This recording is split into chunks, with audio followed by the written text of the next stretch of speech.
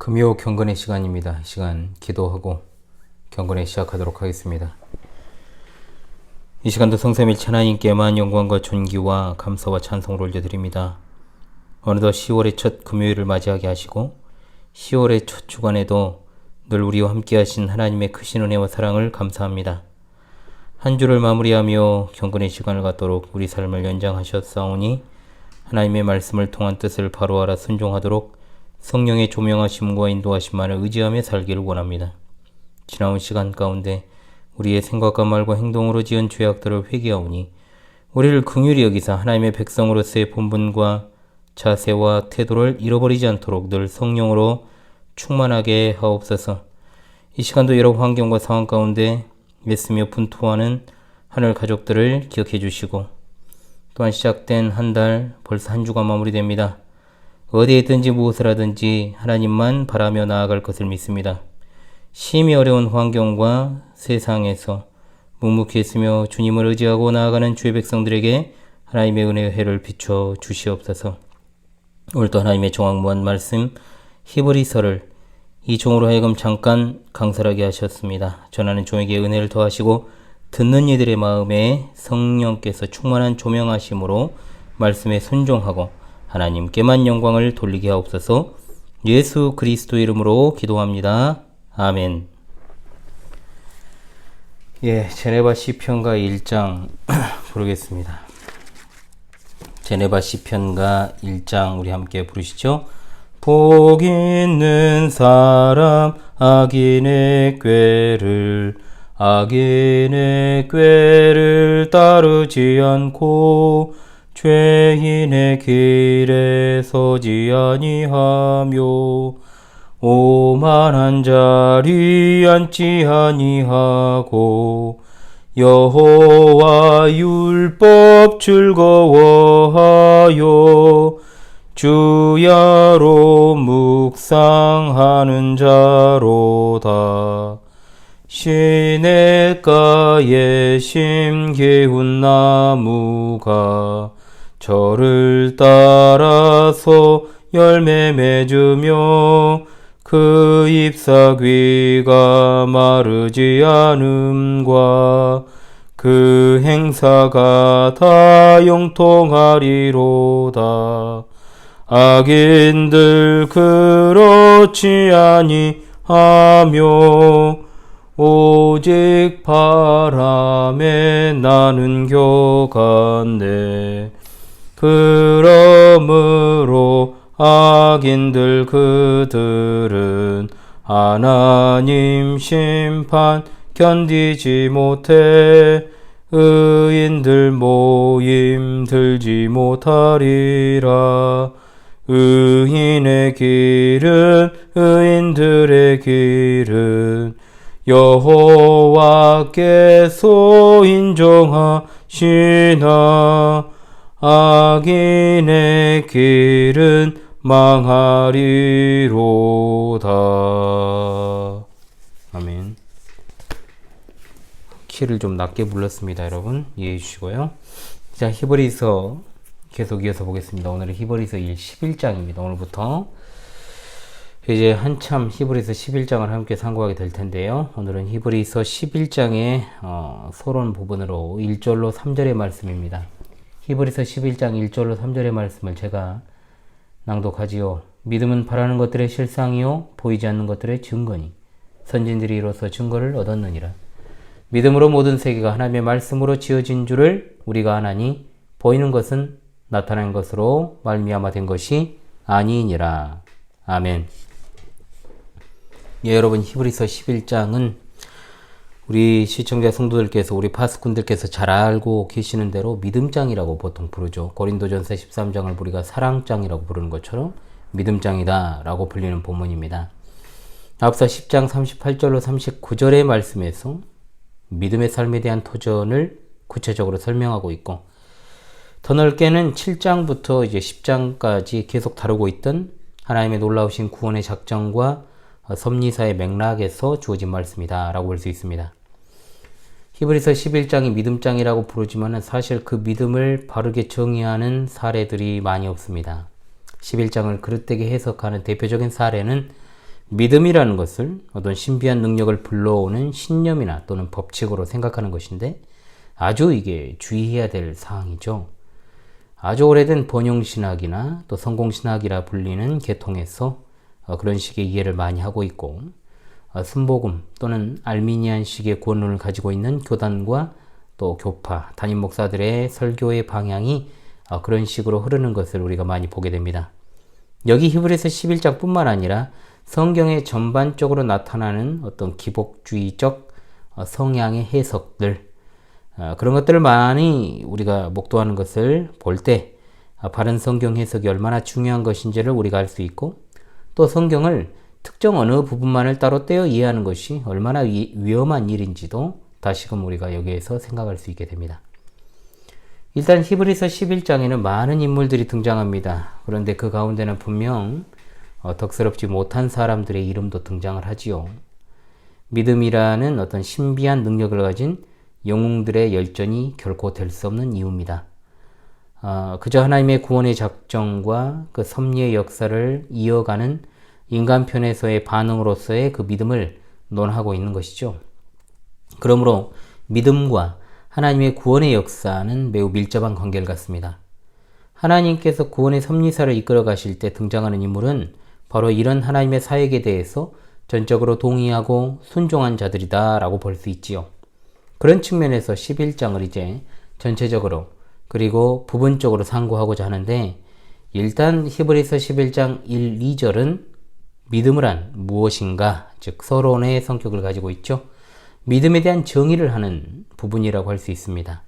그리고 이제 본격적으로 하나님의 창조하심으로부터 노아에 이르기까지 믿음의 역사에 대한 언급이 3절로 7절에 이어집니다. 그 사이에 인간의 타락이 있습니다. 타락한 이후에도 믿음의 삶을 따르는 씨를 주시고 그 계보를 따라서 하나님께서 구원의 역사를 계속해서 써나가시는 것을 보게 됩니다. 그리고 8절로 31절은 아브라함부터 가나안 정복에 이르는 역사를 32절에서 38절은 사사시대에서 선지자들이 활동하던 시대에 이르기까지의 믿음의 역사입니다. 마지막 39절로 40절은 11장을 통해서 규정된 믿음의 본질을 이제 이 말씀을 듣는 신약의 성도들에게 적용하고 또한 그들로 하여금 변화를 촉구하는 내용으로 마무리되고 있지요. 이런 큰 틀을 이해하고 서론 그리고 본론에 대한 강서를 들으시면 훨씬 이해가 빠르고 적용도 잘 하실 줄로 믿습니다. 자, 오늘 이 시간에는 이 중요한 믿음이 과연 무엇인가 여기에 대한 정의를 살피는 시간입니다. 그리스도인의 삶은 믿음의 삶입니다. 이것을 보통 우리가 신앙생활이라고 합니다. 신앙생활이라고 하는 것은 주일에 교회 예배당에 나와서 예배하고 성경 읽고 기도하고 또 필사하고 암송하고 또 유튜브를 보는 것과 같은 행위에 국한되지 아니합니다. 만약 그런 것이 믿음, 즉 신앙생활이라고 한다면 하나님을 모르고 허황된 신을 섬기며 또는 자기 신념에 따라 살아가는 사람들의 그것과 전혀 다를 바가 없기 때문입니다. 그래서 믿음이란 무엇인가를 바르게 정의해야 하지 않으면 안 됩니다. 믿음은 그야말로 구원의 문제가 달려있는 아주 중요한 주제입니다. 믿음은 영생의 문을 여는 열쇠이고 믿음은 그리스도를 통한 구원의 역사의 유익을 받는 수단입니다. 하나님이 구원의 은혜를 베풀어 주실 때 사용하는 것이 믿음입니다. 히브리서가 어떤 상황에서 주어진 말씀이라고 계속 누차 말씀을 드립니까? 배도의 위험에 처해 있는 1세기 유대 그리스도인 독자들에게 주어진 말씀입니다. 그들에게 믿음에서 떨어지지 않기를 바라는 심정으로 권면을 하는 사도의 마음이 들어가 있다는 것이죠. 히브리서를 읽는 성도들의 삶의 향배가 바로 믿음에 달려 있다는 것을 밝히기 위해 그렇게 한 것입니다. 믿음을 통하여 영생에 들어갑니다. 서두에서 말씀을 드렸습니다만 이 장의 목적은 10장 말미에 나옵니다. 36절로 39절의 말씀이죠. 우리가 구원을 얻는 것은 믿음을 통해서 믿음으로 말미암아이고 구원받지 못함은 믿음이 없기 때문입니다. 그러므로 11장은 바로 이 믿음에 대해서 철저하게 분석한 하나님의 말씀입니다. 그래서 지금까지 제가 강설했던 것과는 달리 이게 길게 좀 11장은 이제 다루려고 합니다. 바울 사도는 구약에 나타나는 여러 가지 믿음에 관한 신뢰들을 가지고 믿음의 성격을 논하고 있기 때문에 우리 또한 그 당시의 정황으로 가서 믿음을 배워 그들이 그 믿음으로 누렸던 것들을 우리 또한 누리고 구원에 이르고 구원을 확증해야 될 줄로 믿습니다. 아주 유명한 말씀이 등장을 하죠. 믿음은 바라는 것들의 실상이요 보이지 않는 것들의 증거니라고 했습니다. 자, 바라는 것들의 실상이라는 말과 보이지 않는 것들의 증거라는 말은 서로 다른 게 아닙니다, 여러분. 같은 말의 반복입니다. 즉 평행관계에 있는 언어적 표현이라는 거죠. 바라는 것들은 뒤에 이어지는 보지 못하는 대상들과 동일한 의미를 내포하고 실상이라는 말은 이어지는 증거라는 말과 동일합니다. 여기에서 실상과 증거는 모두 1절에 나오는 믿음에 대한 정의로 구약 백성의 관점에서 주어진 것임을 여러분 기억하십시다. 그래서 이어지는 2절에서 선진들이 이로써 증거를 얻었느니라 했는데 이로써라는 말은 1절에 나오는 믿음을 가리키는 말입니다. 그들, 즉 구약의 성도들, 정확히 말하면 구약시대를 살아갔던 믿음의 선배들에게 실체란 단지 소망하는 것들이고 보이지 않는 대상이었다는 겁니다. 그러나 그들은 믿음을 통해서 보이지 않고 소망하는 것에 불과한, 즉 세상 사람들이 보기에는 뜬구름과 같고 막연한 것과 같은 그 실체를 소유한 것처럼 살았다라고 하는 겁니다. 11장이 기록하는 믿음의 역사는 바로 이겁니다. 그런데 이 부분을 가지고 믿음이란 하나님을 믿는 사람이 자기가 소원하는 바가 꼭 될 것이라고 생각하고 기도해야 한다는 식으로 해석을 해버리면 이후에 등장하는 수많은 사람들은 모두가 다 소원을 위해서 힘써 기도하여 성취한 사람들이라고 해석을 해야 되고, 또 그런 식의 결론부터 내놓고 하는 식의 설교는 당연히 백날 천날 길게 설교해 봐야 말도 안 되는 것을 소원하고 이루어낸 사람들의 일대기를 왜곡시켜 소개하는 것 외에는 적용할 거리도 없는 겁니다. 그런데도 그런 설교를 몇 주 몇 달을 한들 뭔 유익이 있겠습니까? 다 그런 사상은 교회를 파괴시키기 위한 프리메이슨의 사상에서 나온 것들이죠. 부의 복음, 형통의 복음, 우리나라에서는 순복음이 그런 가짜 복음을 전파했고, 과거 10수년 전 긍정의 힘이라는 사탄의 종이 쓴 가짜 기독교 서적이 불티나게 교계에 팔리기 시작했기도 했죠. 또 그 이후에 또 잘되는 나라는 시리즈가 또 나오고, 그게 바로 이 나라 대한민국 교회와 목사들과 성도들의 민낯이었다라고 하는 겁니다. 백날 천날 신령한 척하고 깨어있는 척 해봐야 수준이 그 정도면 그 많은 학식과 그 좋은 스펙이 아무런 의미가 없는 겁니다. 소위 배웠다라고 하는 것은 단지 가방끈을 길게 늘리는 것이 아닙니다. 하나를 배워도 제대로 배우고 배운 그것을 바르게 적용하는 것이 바로 목사의 책무이고, 성도는 그것이 먹을 것인지 또는 먹을 수 없는 독인지 분별하지도 않고 마치 새끼새가 한껏 입을 벌리고 주는 대로 받아먹는 것과 같은 그런 행위를 하면 안 되는 겁니다. 지금이 어떤 시대인데 아무나 주는 대로 먹고 여기저기 떨어져 있는 것 함부로 주워 먹습니까? 의심병 환자가 되라는 말은 아닙니다만 분별력이 없는 것은 분명 무식한 행위입니다. 무식에는 약이 없습니다. 정신 차려야 된다는 거죠. 구약 성도들에게 있어 믿음은 다분히 미래지향적입니다. 미래와 관계가 있다는 것이죠. 바울 사도는 로마서 8장에서 말합니다. 보이는 소망이 소망이 아니니 보는 것을 누가 바라리요? 만일 우리가 보지 못하는 것을 바라면 참음으로 기다릴지니라. 아멘. 한마디로 믿음은 보이지 않는 영적인 실체들, 즉 하나님만 아시는 것들과 관련이 있습니다. 믿음은 우리가 아직 소유하지 못한 것들, 즉 바라고 있지만 보지 못하는 것들, 하나님께서 분명히 약속하셨지만 지금까지 우리가 그 성취를 경험하고 있지 못한 것들과 관계됩니다.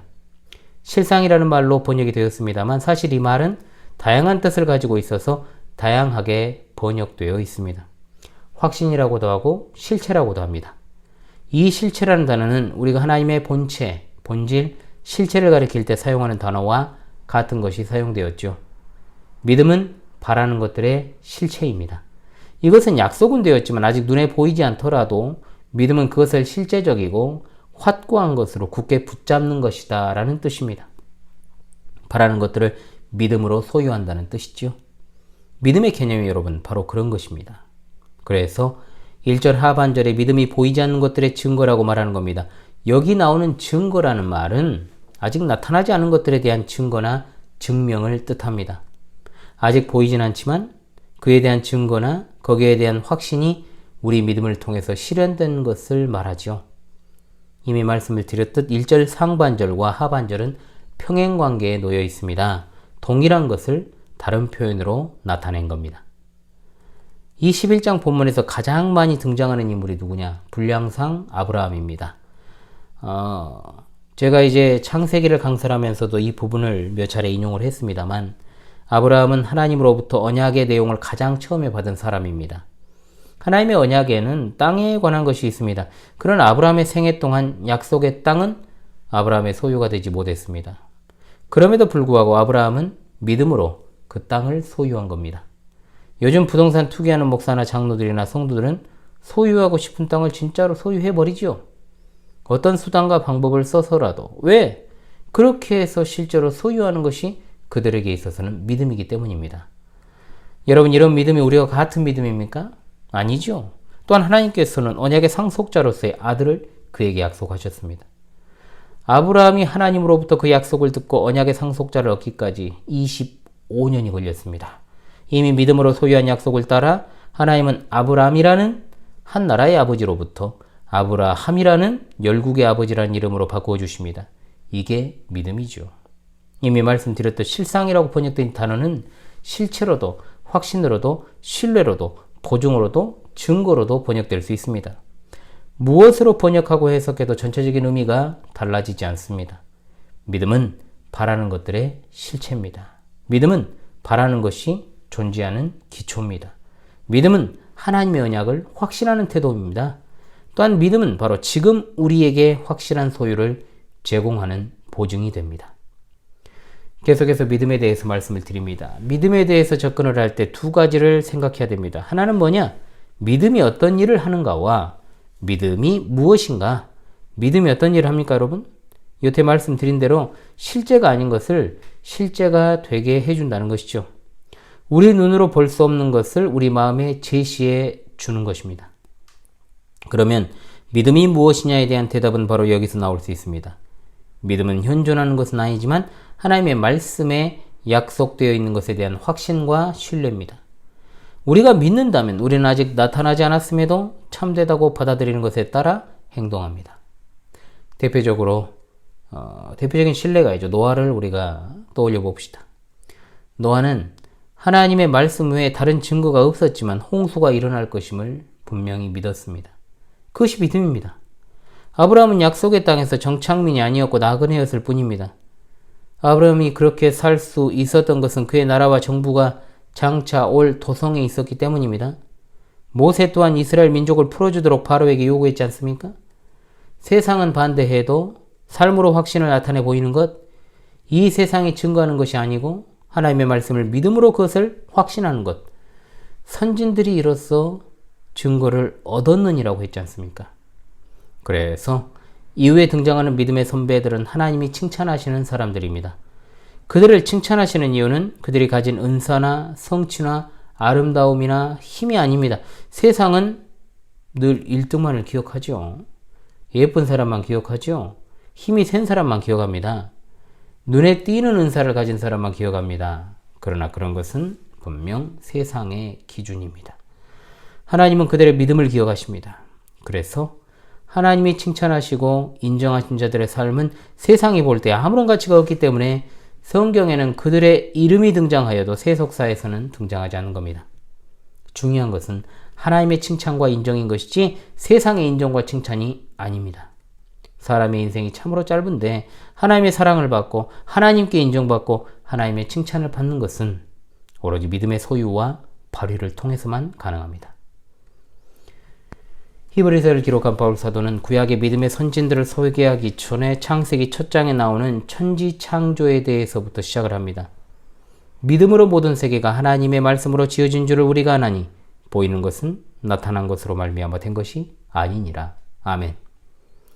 우주의 본질, 만물의 창조와 시작, 우리 눈에 보이는 증거를 가지고 절대로 설명 못합니다. 아무리 과학자들이 눈앞에 보이는 것들을 가지고 창조를 설명하려고 한다 해도 그것은 불가능한 일입니다. 여러분은 세상에 하나님의 손으로 지어진 것을 어떤 보이는 증거를 통해서 믿습니까? 창조 과학회에서 연구한 결과를 토대로 믿는 것입니까?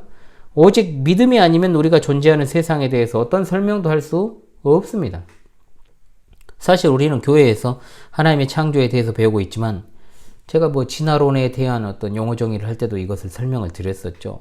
세상은 하나님을 배제한 무신론적 배경하에 우주와 역사를 가르칩니다. 오죽할 말이 없으면 빅뱅 이론이라는 것을 만들어냈겠습니까? 느닷없이 어떤 덩어리가 폭발을 일으켜 오늘날의 우주가 생성되었다는 것이 빅뱅 아닙니까?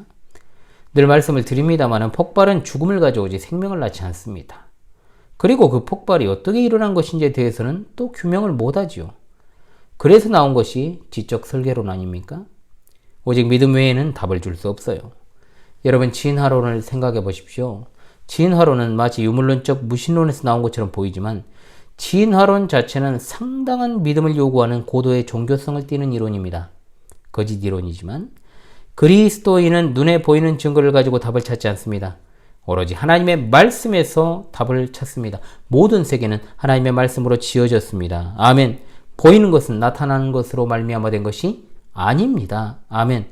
우주는 창조 전에 유일하게 존재하신 하나님의 말씀을 통해서 무로부터 창조된 것입니다. 아멘. 하나님의 말씀이 무에서 유를 모든 것을 창조하실 수 있다면 당연히 그 말씀은 그 자체로 우리에게는 소망입니다. 세상을 살아가는 많은 사람들이 믿음이라는 것을 가지고 있습니다. 그러나 성경적인 믿음과 그 사람들이 말하는 무모하고 근거 없고 맹목적인 믿음은 전혀 다르죠. 우리가 하나님의 말씀을 믿는 것은 그 말씀이 만물을 창조하신 하나님의 말씀이요. 오늘 3절에 나오는 그의 능력의 말씀으로 만물을 붙드시는 분의 말씀이기 때문입니다. 우리의 믿음은 말씀을 양식으로 삼아 먹고 사는 겁니다. 사람이 떡으로만 살 것이 아니요 하나님의 입으로부터 나오는 모든 말씀으로 살 것이라. 우리가 이미 상고한 히브리서 4장 12절의 말씀, 하나님의 말씀은 살아있고 활력이 있어 좌우의 날선 어떤 검보다도 예리한 줄로 믿습니다. 하나님의 말씀을 통해서 우리는 강해지고 말씀 안에서 안전하게 거하며 말씀을 통하여 열매를 맺습니다. 우리 믿음은 아무 근거 없고 보지 못하는 맹목적인 믿음이 아니라 하나님의 확실한 계시 진리의 말씀을 통해 보는 믿음입니다. 주의 말씀은 내 발의 등이요 내 길의 빛이니이다. 아멘. 자, 그렇다면 이제 세상 사람들이 갖고 있는 맹목적이고 근거 없는 믿음과 전혀 다른 그리스도인의 믿음의 실제적 의미를 상고합시다. 세 가지가 있습니다. 첫 번째, 믿음은 우리가 구원의 복을 얻는 수단입니다. 믿음이 붙잡고 있는 것은 칭의, 죄의 용서, 그리스도의 의의 전가 등이죠. 하나님이 우리를 용납하여 주셨다는 것을 받아들이고 알고 거기에 대한 확신은 오직 하나님의 말씀에 대한 믿음을 통해서만 가능합니다. 로마서 8장 1절의 말씀에 그러므로 이제 그리스도 예수 안에 있는 자에게는 결코 정죄함이 없다 하였습니다. 하나님의 말씀이 우리가 정죄받지 않는다라고 말씀합니다. 오직 믿음으로 말미암아 하나님의 말씀을 신뢰합니다. 로마서 5장 1절의 말씀 그러므로 우리가 믿음으로 의롭다 하심을 받았으니 우리 주 예수 그리스도로 말미암아 하나님과 화평을 누리자. 아멘. 바울 사도는 에베소서를 시작하며 이렇게 찬양합니다. 찬송하리로다. 하나님 곧 우리 주 예수 그리스도의 아버지께서 그리스도 안에서 하늘에 속한 모든 신령한 복을 우리에게 주시되. 아멘. 그리고 나서 4절로 7절에서 계속해서 그리스도 안에서 우리가 받은 선택, 그리고 하나님의 자녀로 입양된 사실, 성화, 그리스도의 보혈을 통한 속죄, 죄의 용서, 이 모든 것들이 다 하나님의 은혜로 말미암은 것임을 분명히 합니다. 이 모든 것들이 어떻게 우리에게 실제가 되고 우리 삶에 변화를 낳으며 우리에게 기쁨과 소망과 힘을 줍니까? 바로 믿음을 통해서입니다. 믿음은 하나님의 말씀 때문에 그것들을 받아들이고 확신합니다. 이 모든 것은 믿음이라는 수단을 통해 우리의 것이 됩니다. 하나님이 우리에게 요구하시는 일은 그리스도의 복음을 믿음으로 구원을 받는 것입니다. 오직 믿음으로 우리는 그리스도께서 이루신 유익을 깨달을 수 있게 됩니다. 둘째로, 믿음은 시험과 고난 중에서도 우리를 지탱해 줍니다. 바울 사도가 생의 마지막 순간까지도 지탱할 수 있었던 힘은 하나님의 말씀에 대한 믿음에서 나왔습니다. 제가 이미 금요 독서회를 통해서 읽었던 존 버년의 철로 역정 잘 아시죠? 계속해서 제가 읽었고 마무리가 된 철로 역정. 성경 다음으로 가장 많이 읽혔던 기독교를 대표하는 고전 중의 고전. 존 버년의 철로 역정은 여러분 아시다시피 감옥에서 집필된 것입니다. 오직 믿음으로 하나님의 백성은 세상에 맞서 싸울 수 있는 힘과 용기를 얻습니다. 믿음은 우리를 그야말로 담대하게 만드는 겁니다. 셋째로, 믿음은 우리가 이 세상에서 하나님을 기쁘시게 하고 다른 사람을 유익하게 만드는 사람이 되게 만듭니다. 이제 앞으로 우리가 믿음의 선진들을 통해서 이 믿음을 공부할 때 계속해서 발견하게 되겠습니다만, 이 사람들이 열거된 이유가 무엇입니까? 오직 믿음 때문입니다. 신자에게 있어 믿음보다 더욱더 그를 규정짓는 것은 없습니다. 사람의 행위나 그 사람이 가지고 있는 것에 주목하지 말고 믿음이라는 것에 주목해야 됩니다. 이 도목에서 다시금 믿음에 대한 정의를 하겠습니다. 믿음은 보이지 않는 하나님의 말씀을 우리 눈앞에 보이는 것보다 더 확실하게 믿어서 그것을 삶으로 실체화되어 나타난 것입니다. 실상이라는 단어가 여러 의미가 있다고 제가 서두에서 말씀드렸습니다만 문맥을 따라서 어려울 것이 없습니다. 적어도 얼빠진 인간들이 말하는 소원성취를 향한 믿음은 분명히 아닙니다. 보이지 않는 것이 삶에서 실체로 나타나는 것, 증명되는 것, 이것이 바로 믿음입니다. 실상과 증거는 같은 말입니다. 내가 뭔가를 마음속으로 그리고 그것을 원하고 바라며 기도하면 나의 소원이 이루어진다? 그건 뉴에이지 사상이죠. 그것을 이른바 끌어당김의 법칙이라도 부릅니다. 론다 번의 시크릿이라는 책이 우리나라를 강타했을 때 많은 사람들이 미혹되었고 그리스도인들도 예외는 아니었죠. 저도 그것을 갖다가 사서 관심 있게 읽었었습니다. 그것의 기독교 버전이 긍정의 힘 아닙니까? 잘되는 나와 같은 4차원의 영적 세계와 같은 그런 어떤 사탄의 종들의 저서들이 있죠. 믿음은 어떤 어려운 상황에 처해도 하나님이 우리와 함께 하신다는 것을 알기 때문에 그것을 입증해 내는 것이어야 한다는 겁니다. 필요 충족의 수단인 믿음은 세상 사람들이 다 가지고 있는 맹목적이고 근거 없지만 어떤 무언의 힘이 자신을 도와줄 것이라는 헛된 망상이지만 그리스도인의 믿음은 마음에 가지고 있는 것을 삶으로 표현해내는 도구입니다. 그래서 하나님께서 우리에게 믿음을 요구하실 때 우리는 그것을 삶을 통해서 나타내고 실체화하며 확신하고 증명하는 것입니다. 이것이 신앙생활입니다. 입으로는 뭔 말을 못하고 키보드로는 뭔 소리를 못 두들깁니까? 다 할 수 있습니다. 주께서 사랑하시는 우리 파수꾼 여러분이시여, 우리에게 믿음이 필요합니다. 제자들처럼 믿음을 더하소서라고 우리가 기도해야 됩니다. 예수 그리스도를 믿음으로 말미암아 우리가 구원받고 광야와 같은 세상에서 우리를 지탱해주고 믿음만이 우리를 하나님이 기뻐하시는 사람이 되게 합니다. 만일 믿음의 지고한 가치를 믿는다면 우리는 믿음을 강화하는 데 필요한 시간과 노력과 애정을 쏟게 될 것입니다. 당연하죠. 믿음을 구하는 자들에게 믿음을 반드시 주시는 하나님이십니다. 구하라 그리하면 너희에게 주실 것이요 찾으라 그리하면 찾아낼 것이요 문을 두드리라 그리하면 너희에게 열릴 것이니 구하는 이마다 받을 것이요 찾는 이는 찾아낼 것이요 두드리는 이에게는 열릴 것이니라. 할렐루야. 아멘. 오늘 히브리서 11장 1절로 3절에 믿음이란 무엇인가에 대한 정의를 함께 상고하는 시간을 가졌습니다. 자, 새 찬송가 545장, 통일 찬송가 344장입니다. 이 눈에 아무 증거 아니 배워도. 자, 545장, 통일 찬송가 344장입니다. 이 눈에 아무 증거 아니 배워도 믿음만을 가지고서 늘 걸으며 이 귀에 아무 소리 아니 들려도 하나님의 약속 위에 서리라. 걸어가세 믿음 위에 서서 나가세 의심 버리고 걸어가세 믿음 위에 서서 눈과 귀에 아무 증거 없어도 이 눈이 보기에는 어떠하든지 이미 얻은 증거대로 늘 믿으며 이 맘에 의심 없이 살아갈 때에 우리 소원 주 안에서 이루리. 걸어가세 믿음 위에 서서 나가세 의심 버리고 걸어가세 믿음 위에 서서 눈과 귀에 아무 증거 없어도 주님의 거룩함을 두고 맹세한 주 하나님 아버지는 참 미쁘다. 그 귀한 모든 약속 믿는 자에게 능치 못할 무슨 일이 있을까. 걸어가세 믿음 위에 서서 나가세 나가세 의심 버리고 걸어가세 믿음 위에 서서 눈과 귀에 아무 증거 없어도. 아멘.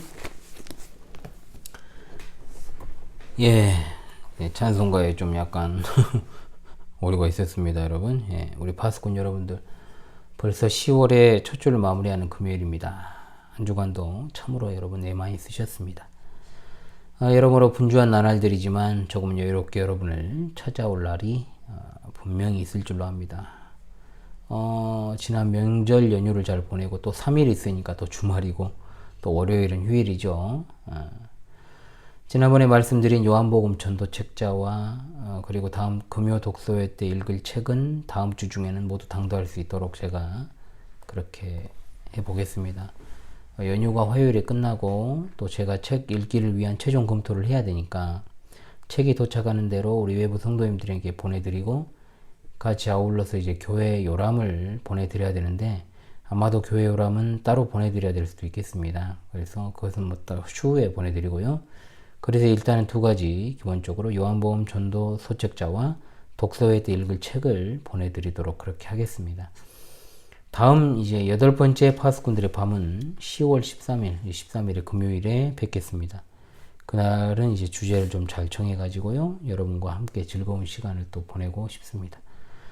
자, 그렇다면 이제 기도하고 금요 경건에 마치도록 하겠습니다. 여러분 함께 기도하겠습니다. 하나님, 감사합니다. 이 시간에도 우리에게 말씀을 먹여주시고 그 말씀으로 우리의 심령의 배를 채울 수 있게 도와주시니 감사합니다.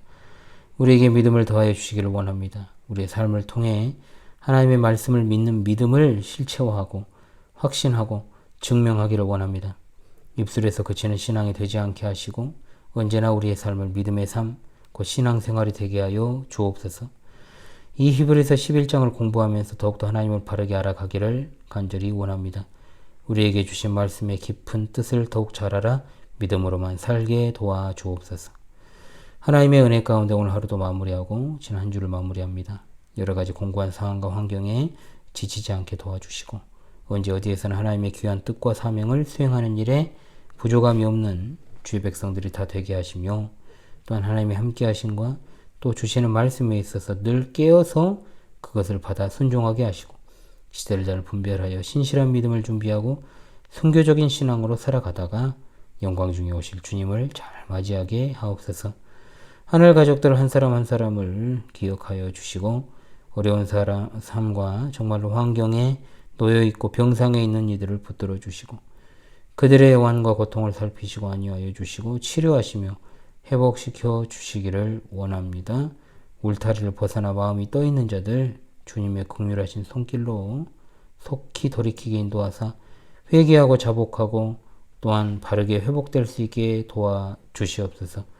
우리 주님 영광 중에 다시 오시는 그날을 간절히 대망합니다. 새 언약의 중보자 되시는 우리 주 예수 그리스도의 이름 받들어 기도하옵나이다. 아멘.